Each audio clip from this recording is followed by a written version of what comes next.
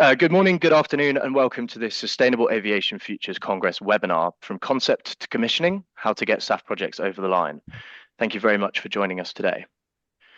This webinar will cover what makes SAF projects bankable, the technology readiness and speed to market, policy incentives, location decisions, and risks and scaling beyond first-of-a-kind production. With our expert speakers today from Ineratech, Future Energy Global, Sky NRG, ERM, Zafra, and moderated by White & Case.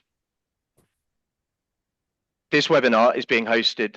This webinar is taking place ahead of SAF Congress Amsterdam, taking place at the Beurs van Berlage from the 15th to the 17th of June. Today, we'll provide a snapshot into some of the key talking points that will be covered at the event. This three-day event features 1,000 experts from across the aviation, energy, and policy value chain to discuss the global SAF landscape and opportunities for global momentum, with key discussion points regarding the European SAF landscape, global SAF scale-up action points, power to liquids, financing the energy transition, book and claim and corporate sustainability, as well as many more. There are limited positions available to join the list of confirmed partners for the event, and so for more information, please contact Owen in the emails that you will receive after this. Next week also marks the early bird for the event, which is the easiest rate to attend the event in Amsterdam. I hope to see you all there.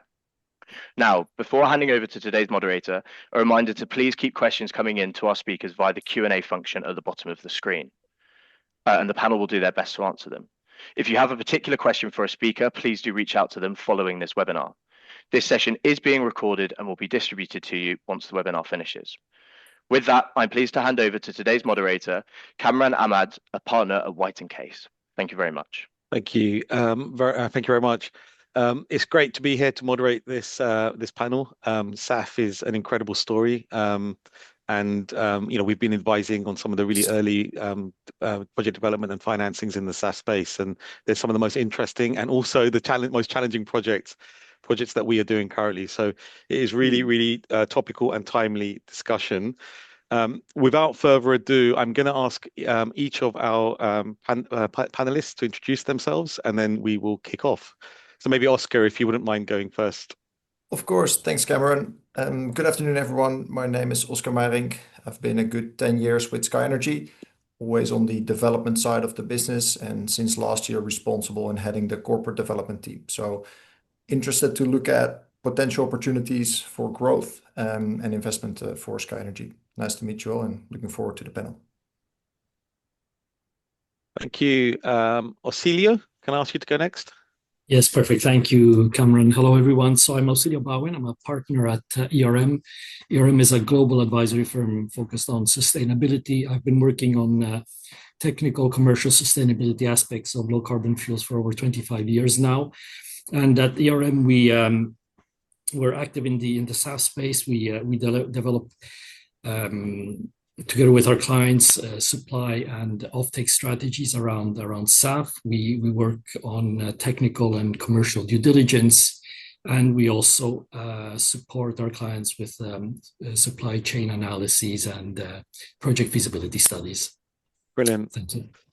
Maybe Patrick, you could go next. Thanks, Cameron. So I'm Patrick Edmond. I'm Chief Commercial Officer with Future Energy Global. We're a SAF market intermediary, so we sit in the middle between SAF producers on the one hand and off-takers, be those airlines or corporates on the other hand, to try to provide long-term certainty of offtake to the producers and to match that with the shorter-term requirements of the off-taker.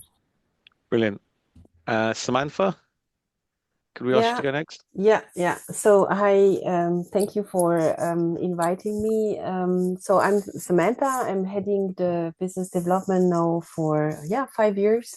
5 years at Ineratech. So we are this small and very dynamic and active company from the southwest of Germany, with the first e-fuel plant being launched last year. So I'm very happy to report on that and to exchange and to see how we can join forces to make this market happening, because there is an urgency for the market ramp up of the eSAF pass. So thank you.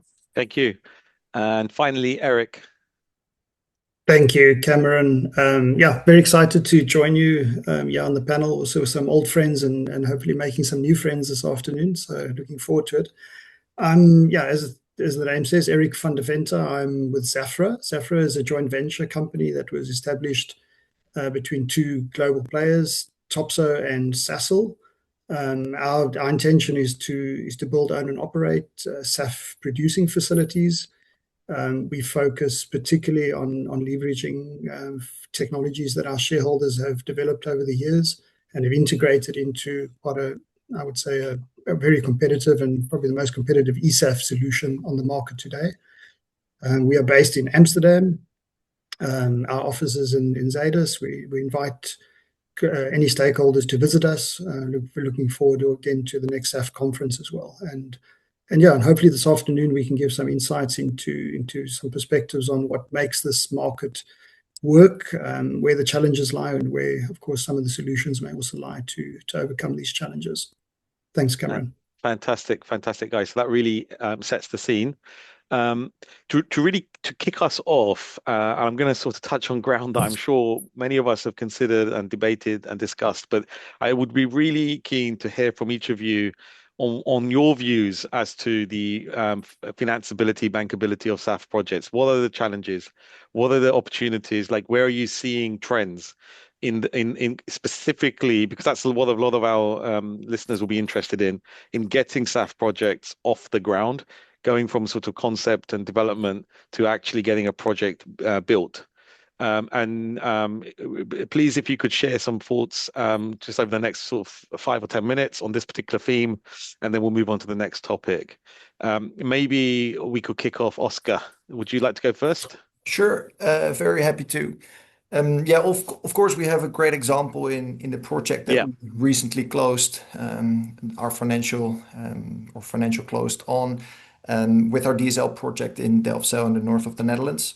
And it's really a combination of forces and factors that enabled that project, right? So people talk a lot about the offtake, people talk a lot about the technology, but it's also knowing your local stakeholders and involving your local stakeholders to get the permit across the line. So it's a combination of all these factors. For us, very crucial have been, of course, the offtake we have with KLM, who guarantee 75% of the offtake. That was really crucial for our banking community to underline the debt side of our investment. So that's a very crucial and important point that you need to get across. And we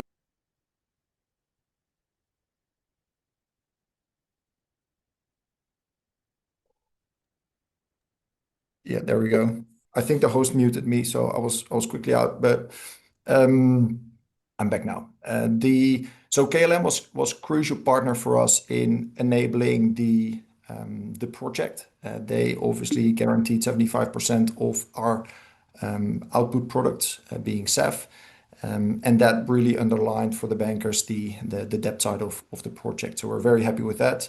And the second item that I want to highlight for now is our partner with Technip Energies, who is our EPC partner in the project, and they do a tremendous effort in getting this project built and across the line. So those two have been crucial and are crucial now in the next phase of execution as well, from start of building all the way to operation.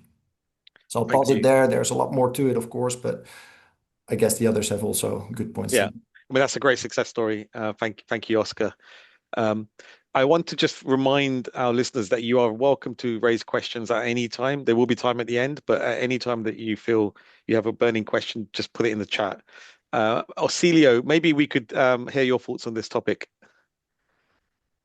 Yes, thanks, Cameron. So maybe just a few thoughts on this. Obviously, I think everybody knows that offtakes are critical to SAF projects getting to a financial investment decision and execution. I think if we look at the offtakes from the point of view of the offtakers, there are, however, challenges. I mean, offtakers like airlines, or in particular, let's say, obligated parties like fuel suppliers, are keen to establish offtakes. They are keen to secure supply in order also in particular fuel suppliers to meet obligations. Because if they do not meet those obligations, there is a risk to them losing market share, but also becoming less competitive and less profitable because of the compliance penalties they will have to pay. So there is a keenness in theory in the market to establish these offtakes. However, the challenge is that there's also a fear on the part of the off-takers, potential off-takers, of overpaying when they enter these offtakes, because they are not sure how long or short the market will be. A short market could mean that, yes, it would be beneficial to have an offtake. A long market would put them maybe in a less favorable position. But also they are uncertain about how the costs of supply will evolve, which if they overpay could put them in a less competitive position to people who enter the market subsequently and are able to sign more preferable offtake agreements. So these are challenges that, and these are things that the off-takers will be looking at and considering carefully. And that will determine, how willing they are and what type of offtake agreement they're likely to go into. And because of that, they will place a huge amount of attention to the production cost of the particular project that they're looking at. And the competitiveness and the longer-term competitiveness of that production cost, and linked to that, potentially another important element will be the pricing structure that the offtake will be based on. Will it be cost plus, which is generally not favorable from, let's say, the point of view of an offtaker? Will it be fixed cost? Will it be indexed to HEFA? So the structure of the pricing mechanism will be critical also in terms of determining the financeability of a project. Yeah, thank you. Actually, Patrick, it might be really good to get your thoughts on this topic. Sure, happy to, Cameron, because I think it's obviously fairly fundamental for making the market scale. Yeah. A quick word about the market. Obviously, there's two aspects to this. There's the mandated market, where obligated parties are having to buy fuel to meet their obligations under refueling aviation, for example, or under the UK mandate. And then there's the voluntary market, where, for example, airlines are buying SAF over and above their regulated obligation because that's what they would like to do to meet their own emissions goals. We're quite active in the voluntary market, reason being that we can separate out the scope 1 and the scope 3 attributes in that case. And scope 1 attributes are the savings, the emission savings that airlines book against their emissions, and the scope 3s are the savings that corporates can use to compensate for their business travel. So that's a way of bringing additional funding into the market, if you like, because corporates are willing to pay for these attributes, and that has the effect of reducing the cost to airlines of their voluntary SAF. So that's a key part of what we're looking at. One of the other emerging aspects of the market, I guess, is, and again, I'm talking a little bit about the voluntary market here, I'll come back to the mandated market in a second, is the emergence of book and claim. Yep. So until now, we've been implicitly talking about moving molecules around. People pay for the molecules, they put the molecules into the plane, and they get the emission savings that go with those. Book and claim is an accounting mechanism that's already used in a number of other renewable energy markets, like renewable electricity especially, and essentially it's separating out the savings from the actual molecules. A typical example I give is, if you have a household electricity supplier and you decide to switch electricity supplier for your household, which you can do in many countries, and you fill in the forms online, and now you have a new electricity supplier that says all of their electricity is coming from wind and solar, for example. That's great, but it doesn't mean that there are now green electrons coming out of your plug socket.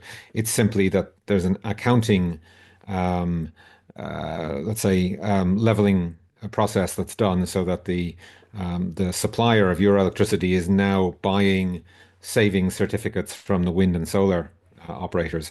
Same thing happens in SAF. What that means concretely is, for example, we're talking to SAF producers in many parts of the world where they have lower cost bases, and they're saying, actually, we can sell you just the savings attributes, and you can sell those into a global voluntary SAF market, and we don't have to worry about shipping molecules halfway across the world. So bringing that back to the bankability of projects, what we're seeing increasingly is producers starting to think creatively about how they can lock in offtake agreements, not necessarily the conventional ones for moving molecules, but also how they can monetize the attributes, the savings, the emission savings over a longer period, potentially in a global market. Thank you. Thanks, Patrick. So Samantha, Eric, just wanted to check if there was anything that you wanted to add. So feel free. Maybe Eric or Samantha go first. Yeah, go Okay. Samantha. Yeah, I think I would like just to comment on a couple of things that my counterpart said today. So I would like first to focus on what Oscar said. He said you have to onboard all the value chain. You have to onboard all the community, because it's a global challenge that we are facing here. And I see that, and this is something which I noticed, particularly in the Netherlands, everyone is actually pulling at the same pull, and everyone is working towards the same objectives. But when you have in countries, and I take for example Germany, where you have a federal state, where every state is actually deciding about the different condition, how to pull up the market, it's sometimes a little bit difficult. What I would like also to mention is that we are very often looking at, yes, of course, long-term agreement. This is very important, that you can allow the FID, supporting the supply side. What about supporting the demand side? Because at some point, if you can, even it's the same problem with the hydrogen. If they have some support, the off-taker of the hydrogen, to pay the high price, they will pay the high price, and then we can also produce our eSAF. And this is the same story with the eSAF. That's why I'm supporting also. A best example for that is the SAF allowances. And I just see that at the moment, this is the only financial initiatives that is actually pushing the airlines to sign off also offtakes. And long-term is another story. And then I come to the point is that maybe we should think about changing the business model. Also the guarantee model from the banks. We are building a new market. So this energy transition will only work if everyone is just changing their mind or the way they see and consider things. We need to, like I said, always to look over. In German, you said über den Tellerrand. So just to think differently. And I think the key is there. It's not, we cannot work with, we want to make something completely new, innovative, but we have to use the old structure. This will not work. This change needs to take place at every single level of the society, of the community. And sorry, but the best example, this is the Netherlands. So that's why I'm absolutely, it's amazing what you achieved there also, and the work that Sky Energy is putting together. So I think we can learn from that. And this is something I wanted to mention on that point. Thank you, Samantha. Really important points. I think one interesting comparable is the early days of offshore wind. The way that those early offshore wind projects were done was, completely different to any other energy project before them. So, Eric, I think we have a minute or two. Yeah, I can just, I think great points from everybody so far, Cameron. I'll just add a few extra pieces. When we, as Zafra, when we look at financeability, we build it around trying to align three elements: offtake, policy, and input structuring. And the previous speaker spoke a lot to both offtake and policy, so I won't add much there. But on the input structuring, especially when you look at eSAF, hydrogen and CO2 cannot be treated as merchant inputs. Hydrogen particularly contributes such a high percentage, 50, even up to 50% of total SAF production is purely based on the hydrogen input cost. So you need to secure long-term compliant structures around the inputs as well, as much as you focus on the offtake. So the whole financeability, I think, of an eSAF project revolves around solving all three of these elements in sequence and in parallel. So integrating the three pillars, I think offtake, policy alignment, and input structuring to us is key for financeability for projects. Thank you. Thanks very much. So, no questions in the chat. Please do send us questions. Makes my life easier if nothing else. But we will move on now to the next theme of our webinar, which is technology readiness versus speed to market. I think there are something like 11 different pathways for SAF. So there's a huge kind of menu of different technologies.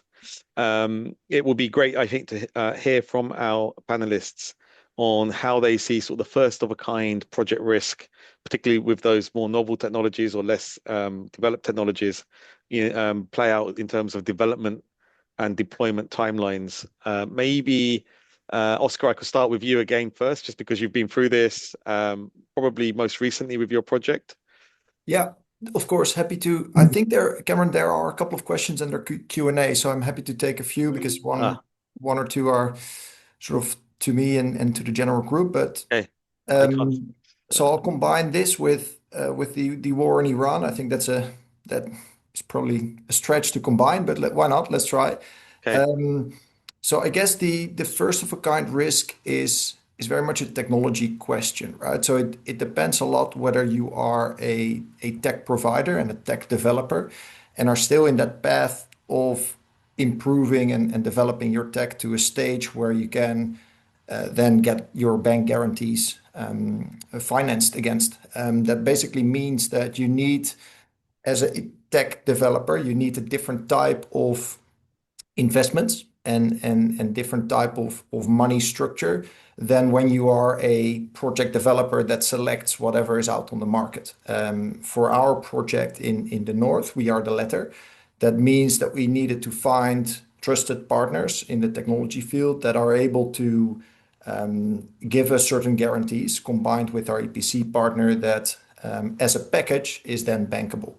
And that typically is a big hurdle for new technology developers because you need quite a balance sheet to give those liabilities and give those guarantees. So that's why we also landed with the likes of Topso, who have that experience in the market and have that balance sheet and have that experience also on the fossil market where they've done this for decades, right? So it's very important to get those learnings also for the new technologies.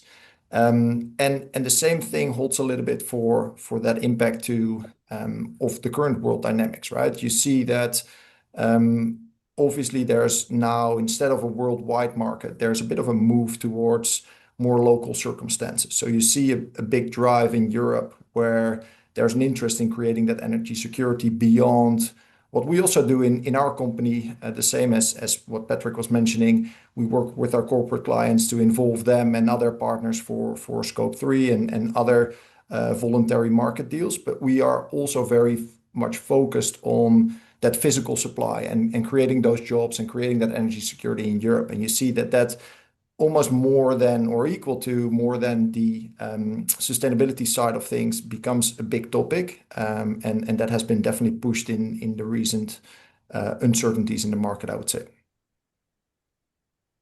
Thanks very much, Oscar. I can also now see the Q&A. So I can see there's some questions coming in. Just going back to the theme of this first of a kind risk with deployment, getting the balance right. Are there any additional comments from the panel? Just raise your hand if you want to chip in before we'll take some of these questions. Anyone that wants to add? Go for it, Patrick.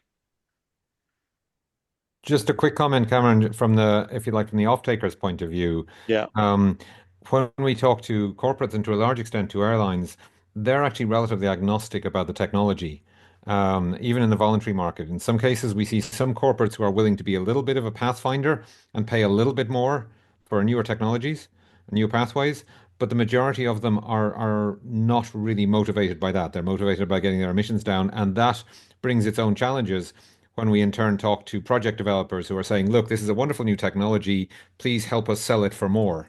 And unfortunately, in the end market, we're not quite managing to do that. Thank you. Yeah.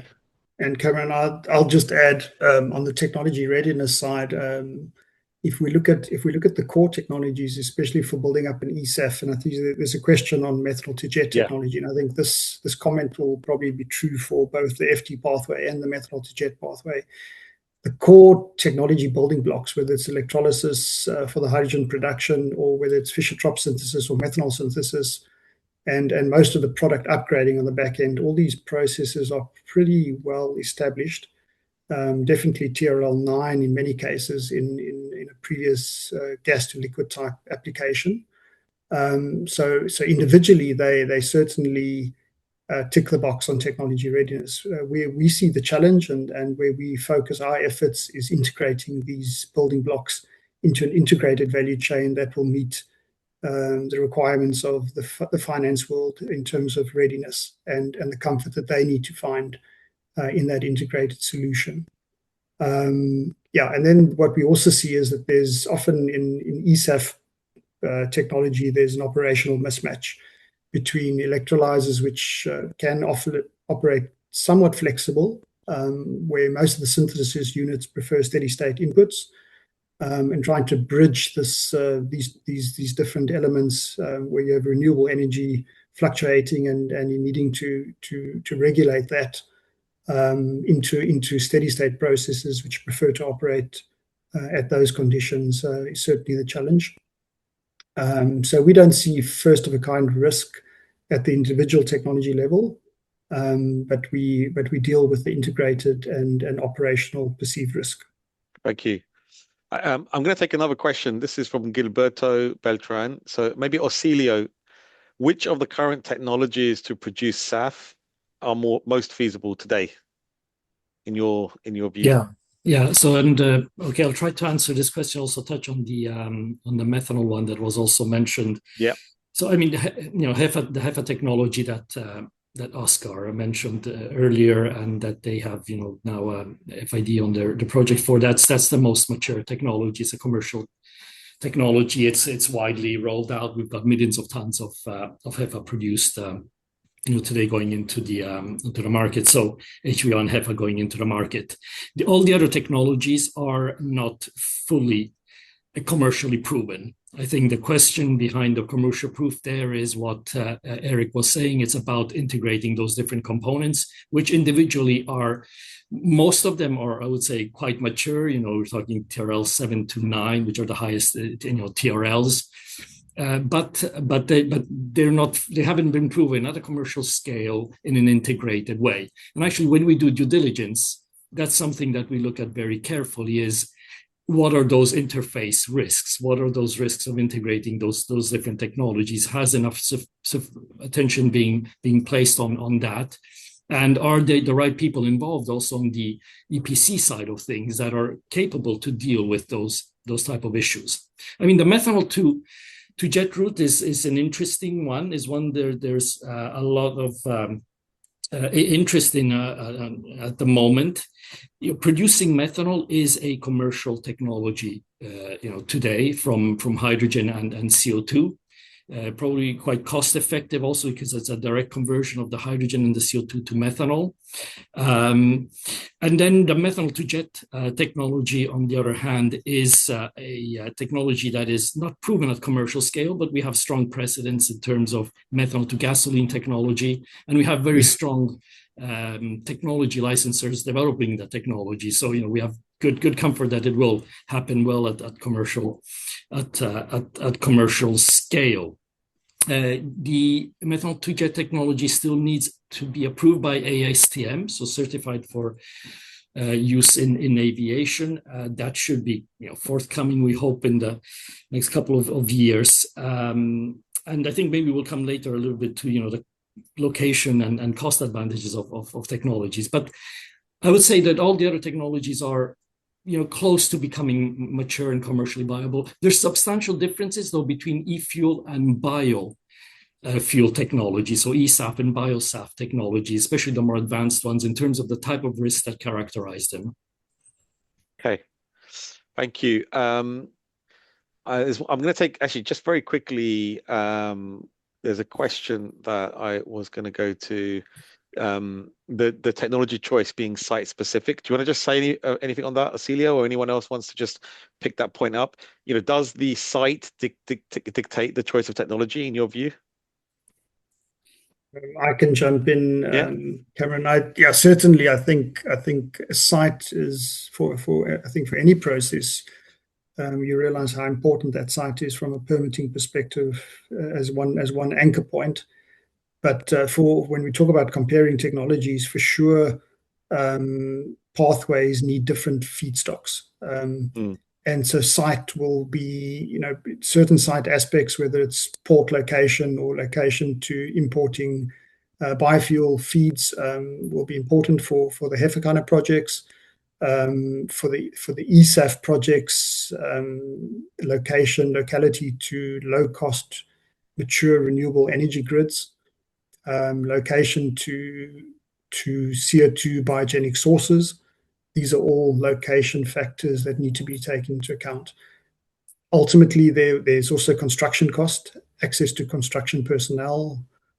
So yeah, certainly site for us is probably one of the highest KPI or key performance areas that we focus on at the outset of actually selecting when developing an early project. Thank you. Maybe if I can just add something quickly to what Eric said. I think those clearly very important points. I think, when we're looking at projects, siting is critical to be able to get access to eligible feedstocks, eligible electricity, eligible CO2. In terms of electricity in particular, electricity needs to meet certain temporal and geographical eligibility requirements. And we've seen projects that are maybe not at a quite early stage where in particular sites that we're looking at, they wouldn't be able to procure a PPA that would be eligible in terms of the electricity that is required then to be eligible. It's under policy incentives. So that's absolutely critical. And the other point that is fundamental is if you want a cost competitive project, location is very important in terms of the feedstocks that you have access to, in particular the electricity, which is a determinant of the costs. And another important point is location will also determine what type of supply side incentives you may get. For example, in the US, we know there's a lot of supply side incentives that you can get. So we see a lot of plants wanting to locate in the US, potentially export the products to more favorable markets. But then, you have to be careful that your supply side incentives don't preclude you from exporting the product as well. Yeah, cool. Samantha, maybe we'll just take a break from the Q&A, the chat, and it'll be great if you could tell us a bit about the Era 1 project, and you can all maybe also touch on some of the topics and the questions that we've just been considering in the context of that project specifically. So yeah, of course. The Era 1 is actually the first exclusive e-fuel production plant that is operational at this stage in Europe. So it's located in Frankfurt. It's a first of a kind, 2,500 ton total capacity. It's a Fischer-Tropsch plant. So our technology, in Aerotech technology, is the so-called power to liquid technology, where we transform the hydrogen and the CO2 to first a syngas using our proprietary reverse water gas shift technology, which is then the syngas is then turned to long chain hydrocarbons in Fischer-Tropsch. The first stage is that we get crude and waxes that needs to be upgraded then to drop-in fuels like kerosene or jet fuel, naphtha, and diesel. Frankfurt, of course, 2,500 ton, we are aware is not going to cover the global demand, but we needed actually to show that this technology is scalable, that it's possible to produce synthetic fuels it's a brownfield in Frankfurt. Why we choose Frankfurt?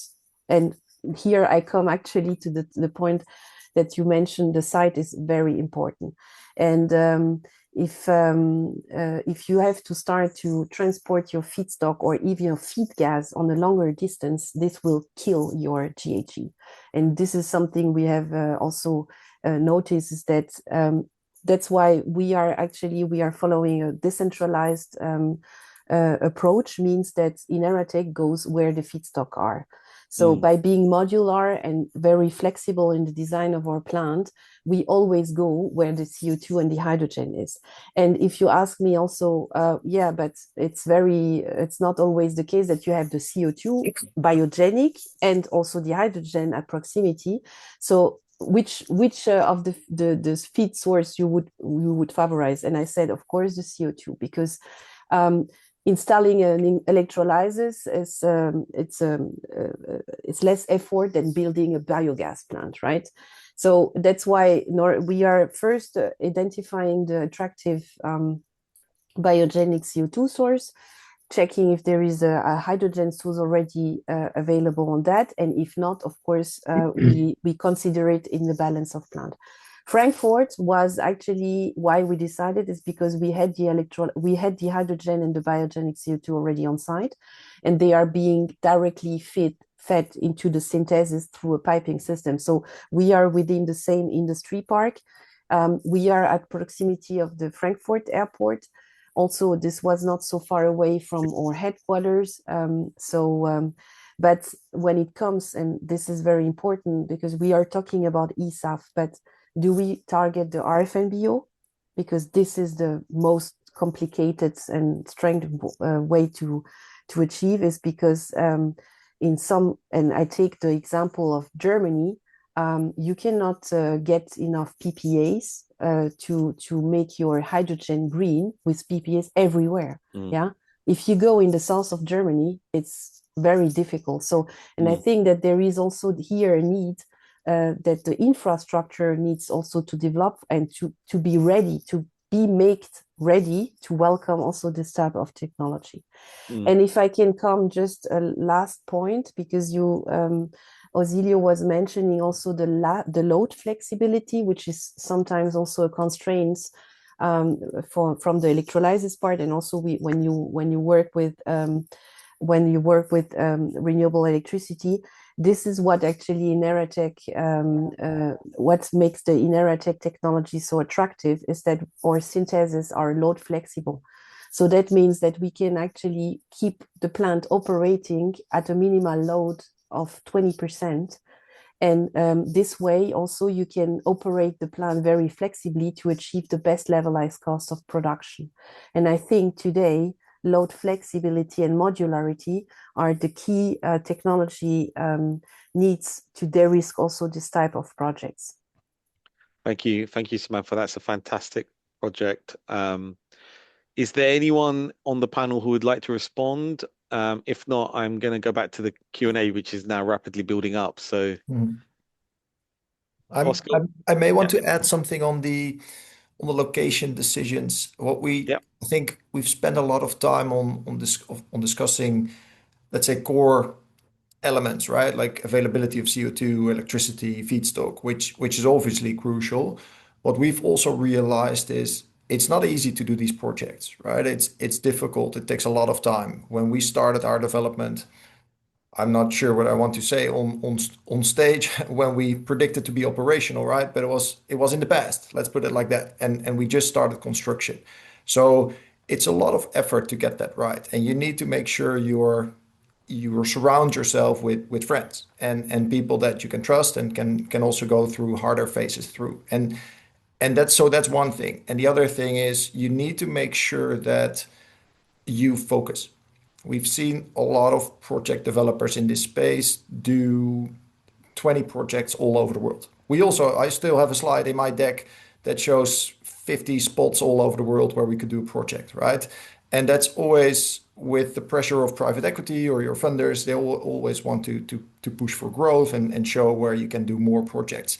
But you need to make sure to get that one project right and spend all the time you have, especially if you're a new technology or a new project, to not get convinced in doing all these projects all over the world, but just get that one right, because otherwise none of them succeed is unfortunately the reality that we've seen with some of the developers in this market. So you need to be very mindful of that. And I think we slowly learn that as a sector. So that's very exciting to see.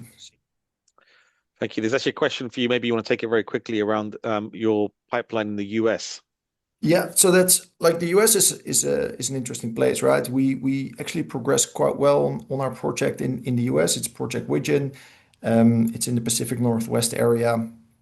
I think a few weeks back we announced that we've taken some next steps on our permitting process. So we're progressing that project. We're still in an engineering development phase of the project, but we hope to be able to announce some additional progress in that area of the world. And it relates to some of the other topics we've discussed before around incentives and opportunities to stack those. And the US has always been an interesting incentives market, also for the voluntary market, but has also been moving around, right? So what you saw in the hydrogen market, for example, a big boom a few years ago with some of the incentives there, and all these projects that were announced then are stopped again as quickly when the new administration came in. So it's always difficult to rely just on incentives and just on, okay, there's now a new incentive of $1 a gallon, let's all go to the US, right? That you need a very strong project from all the topics we've already discussed, and not alone because there's one incentive in one area. But the project is progressing well. Thank you. So I'm going to now go to, I think, one of the early questions that we received, which is very obviously very topical, the impact of the current Iran war on SAF prospects. Maybe each of you, or Patrick, maybe you could kick us off from a kind of market perspective, and Auxilio, and then the rest of you could just give like a sort of 1 or 2 sentence answer to that one. Sure. So Cameron, what we've seen historically is, at least for short-term trading, SAF is priced at a premium to Jet A. So we talk about the SAF premium, and that's essentially the cost of the environmental attributes. Obviously, the inputs to SAF, the feedstocks, are not correlated with fossil fuel at all. So it's been priced at what those attributes are worth, if you like, relative to the underlying fuel cost. If the fuel cost goes up, but the cost of production of SAF isn't going up, if the underlying kerosene cost goes up, that should provide for more scope for SAF producers. In other words, they have a bit more ability to move stock at more favorable for them prices. We're certainly seeing more activity in the market, even just over the last couple of weeks. It's a little early to say how that's going to play out longer term. But what we do face is fundamentally a market which is very volatile, and where in some cases we have airlines looking to buy SAF because they feel that's what they need to do, and in other cases, outside the mandated market, because they feel that's what they want to do for their own corporate social responsibility, if you like. But on the other hand, we have other airlines in some parts of the world saying we'll buy SAF as long as it doesn't cost a penny more than, or indeed a cent more, which might give it away, than Jet A. So they're not willing to pay extra for it. So I think it's a slightly complex market. But to answer your original question, certainly the higher underlying fossil fuel price we're seeing at the moment, I think, and I'll be interested to hear what my colleagues think about this. If that were sustained, that would probably provide for more leeway for SAF producers. Thank you. Maybe Yeah. Aaron?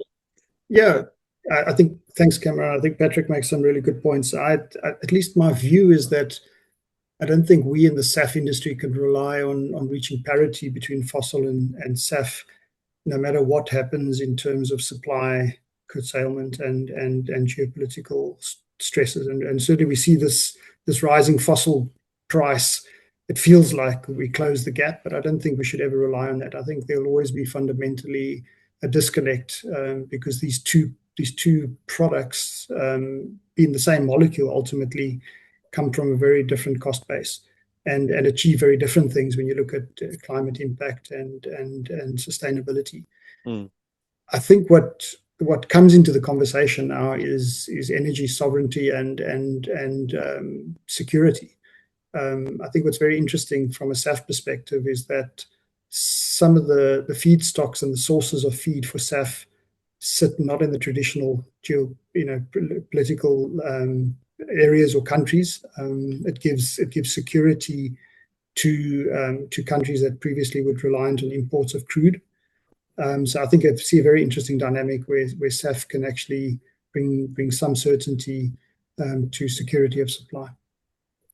Thank you. Thank you very much. Sorry, I can only confirm. I think that the situation today, what is happening, of course, everyone came to me and said, this is good for you, because it's a higher price. And I said, yeah, but how long is this situation lasting? Yeah. probably, you know how Trump is. Every month there is another situation, another decision, and I don't think it's also smart to put all, you know, the future of our market on that. I see the resilience. We need to see here a chance for Europe to become resilient when it comes to energy supply and also fuel supply. We have the technology in Europe to be able to produce actually our fuels ourselves. That's why, for me, what is more important is that we definitely need to find a way how to reduce the electricity cost, that we can start producing again in Europe.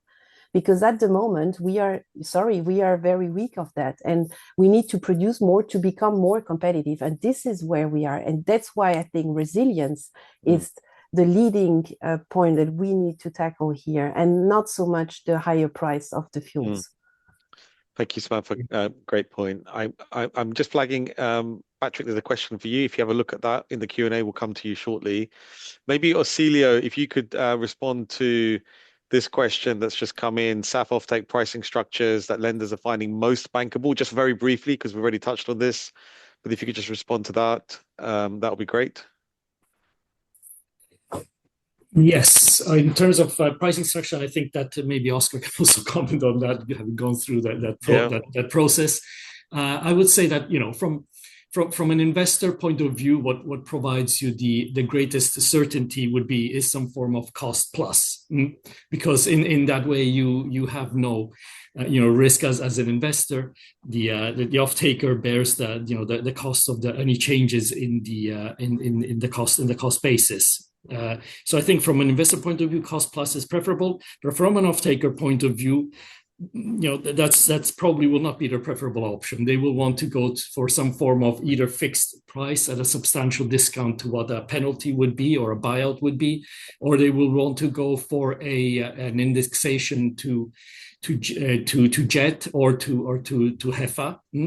But so I think it depends a little bit on the perspective. From an investor point of view, you want something that is as reflective as possible as the cost basis, or something that gives you enough comfort that you will that the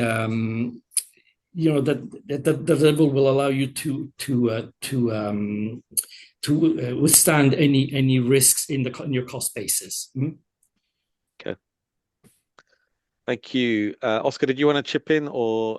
No, I think Osilio touched it all. It's a matter of risk allocation for the banks, right? The more certainty you can create, the better it is. It's quite interesting to see the differences between the pathways, right? So for HEFA, we're dealing with quite a volatile and uncertain feedstock basis. So the feedstock strategy and therefore pricing of that and ability to deal with that in your offtake is very important. But for example, for ESAF or other feedstock commodities, you may have a very different price structure potential because you're, for example, dealing with long-term PPAs on your electricity and CO2. So that also allows then for a different cost structure towards your final customers. So it always depends on the case. In the end, it's about a risk allocation effort for your banks. Thank you. Thanks, Oscar. Cameron, sorry, go on, Eric. No, I see there's two questions that may be asking similar things around: can the SAF targets be met by 2030? How many projects will actually come online? So it's obviously a very challenging question. I mean, our view is that we're running up to those first mandates, the 2030 mandates. There's certainly concern in the market today of whether those mandates can be met. We feel fairly bullish about meeting those mandates. I think there are a couple of credible projects in the market that can get across the line and produce SAF that will meet those early regulation requirements. We can see Brussels holding with the policy and regulation, which we're certainly appreciative of, and further support coming out of Brussels for these mandates. And I think we need to hold course. I would anticipate that all of us, the entire community in the SAF market, needs to hold course. As Oscar says, this is not a short-term journey. The first projects take time. But once we cross the line with the first ESAF projects, we will gain confidence in the off-takers. The off-takers will gain confidence in us as developers. And ultimately, the finance world will gain confidence in all of us to actually bring this product to market. But certainly a big challenge. There's no doubt that we need to see the first FIDs being announced and actually the commitments to those FIDs playing out in the next couple of years. Yeah, I mean, related to this, and I was going to ask this question to all of the panelists because I think it's a really important one to get your perspectives, right? There's a question from Dive Gupta as to the percentage of EU aviation fuel demand that will be served by ESAF in the next 10 years. I mean, it would be good, I think, to get a sort of gut reaction from each of you on that question specifically, and obviously specifically ESAF over this 10-year horizon. Who would like to go first? Well, sorry to jump in, Cameron. I'll set an upper limit and say that it will be the 1.2% in 2030, and probably not a gallon more because of the pricing structure. So it will be what is mandated. And just by the way, to echo back a second to what Eric said, it's really important that we hold the course and that therefore we have policy certainty and that there's no walking back of mandates under pressure, for example, from the airline industry. Yeah. I agree. And that's about 600,000 tons. I think the 1.2%, just to put that in. Thank you. Samantha, anything to add on that? I'm just conscious of time. Yeah, I think Cameron, it's perfectly spot on because we also see that it's almost a circular loop, right? The policy will set the demand, and therefore the projects that can secure those offtakes will be the ones that can secure the FIDs, and they will deliver. So certainly it goes hand in hand. I think successful project capacity will mirror the policy demand because of the price gap to fossil-based jet. I can just add. Indeed, we need big plants, a lot of volume, but to get there, we have to be also realistic that the infrastructure to have right away tomorrow build right away a 300 megawatt plant is going to be very challenging, and also the risk is very high. So I believe more, in a stepwise with an upscaling or modular approach, starting with first phase, first small, and adapting also to the availability of your feedstock, because the hydrogen today, the green hydrogen, if I tackle the RFNBO hydrogen, is limited. So even if I believe, a big plant would be economically more viable, which is the case, if I don't have enough feedstock available today, my project is not going to happen. So, and that's why I come back exactly what I said in the beginning.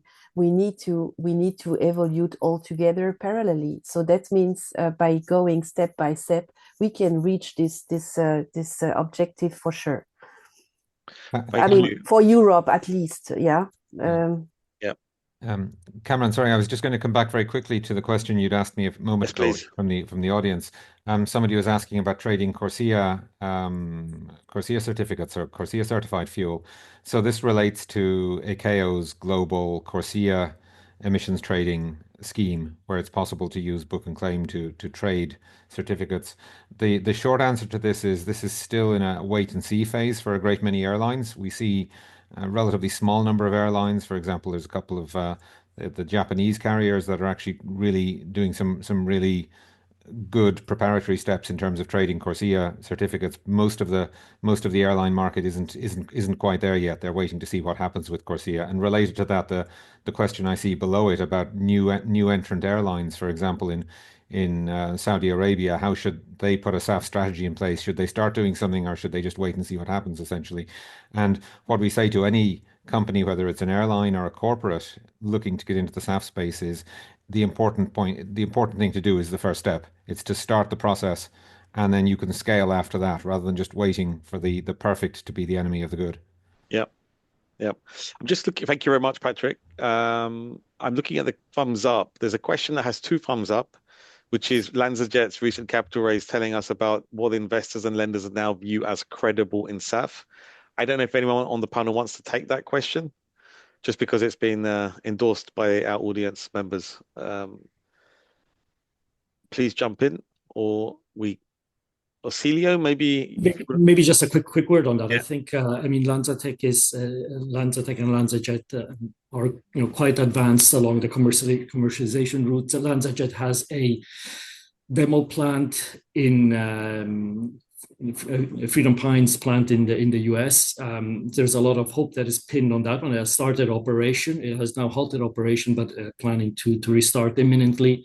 And people see that as a first example of one of the advanced technologies at scale. And so there's quite a bit of promise and hence quite a bit of interest. And ethanol could be sourced from different routes. It's an ethanol to jet route.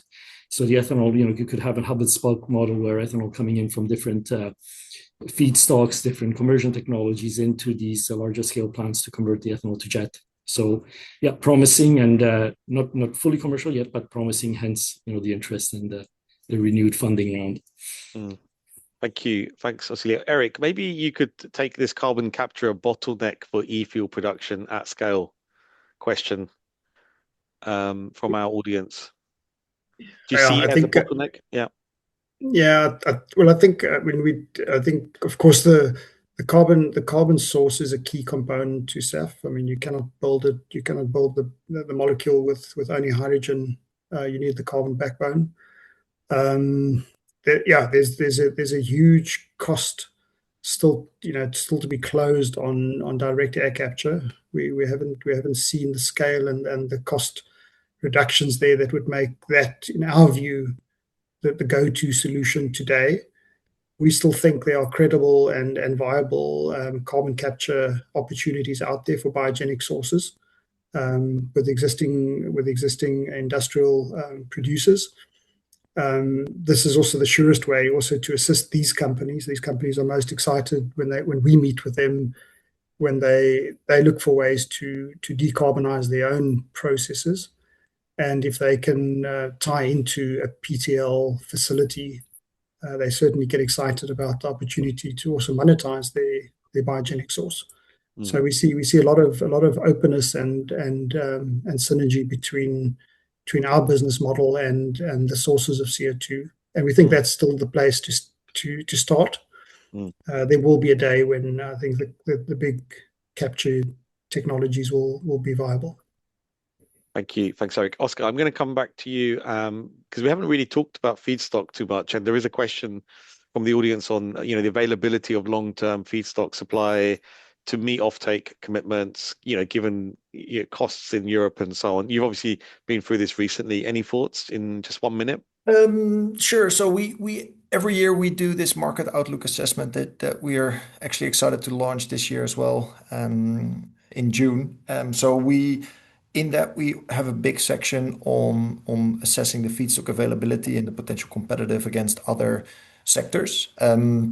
We see that we're running out, let's say, of these waste oil types, like used cooking oil, everyone obviously knows about. Recently, we've seen also in the Chinese 5-year plan that they're also wanting to develop sustainable aviation fuel, right? So there's continuous pressure on that market.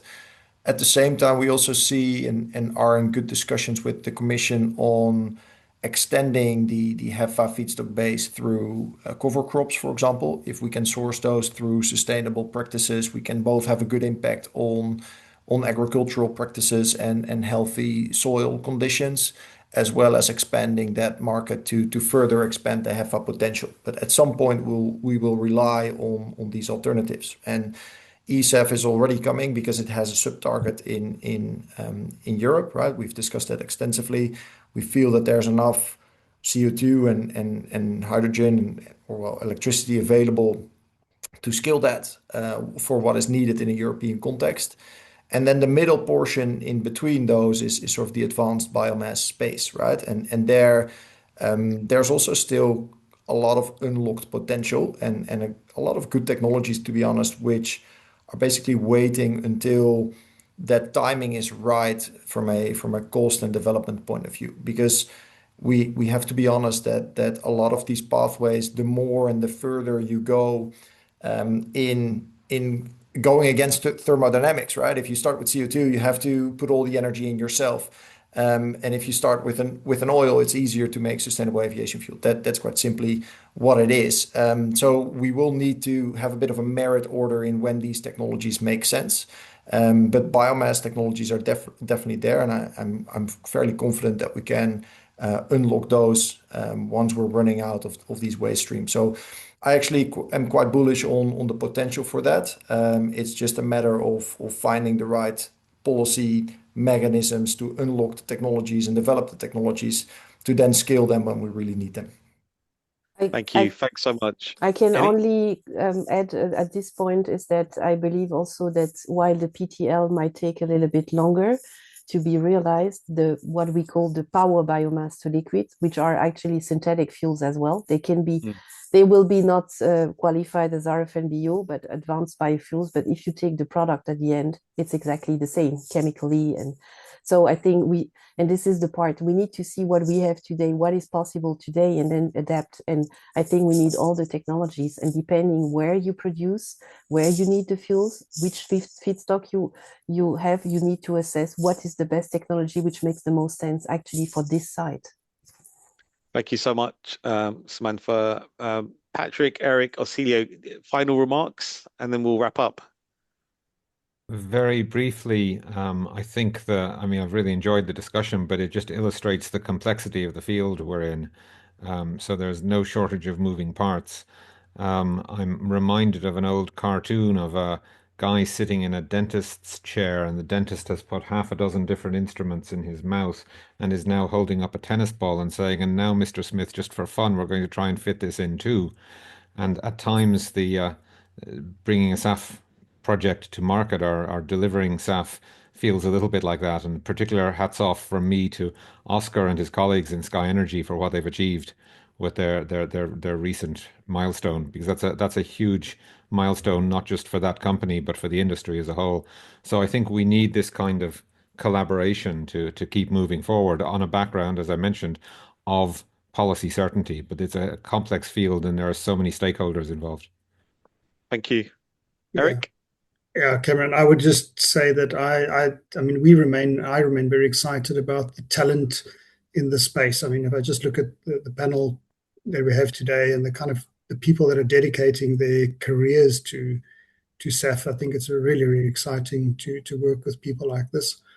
We start to realize, most of us coming from an engineering or technology background, that the whole scale question is not going to be solved in engineering only. It's financeable infrastructure brings scale, and I think we as engineers start to grapple with that aspect of this business, understanding how to scale these projects financially. I think the engineering we get right, and I think we have solutions there, but we can learn from each other and support each other. So looking forward to the journey.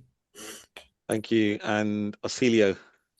Just very, very briefly, I mean, there's many options to produce SAF in the area. There's many projects. There's, as has been said, a lot of talent. The question is really about working together to get the technical, the commercial, the execution, financing elements of these projects right and appealing. And there's no single element that is holding things up. It's really getting all of these elements in a very positive and robust narrative, really. Yeah. Thank you, everyone. We're now well and truly over time, so really appreciate everyone's contribution. Thank you so much.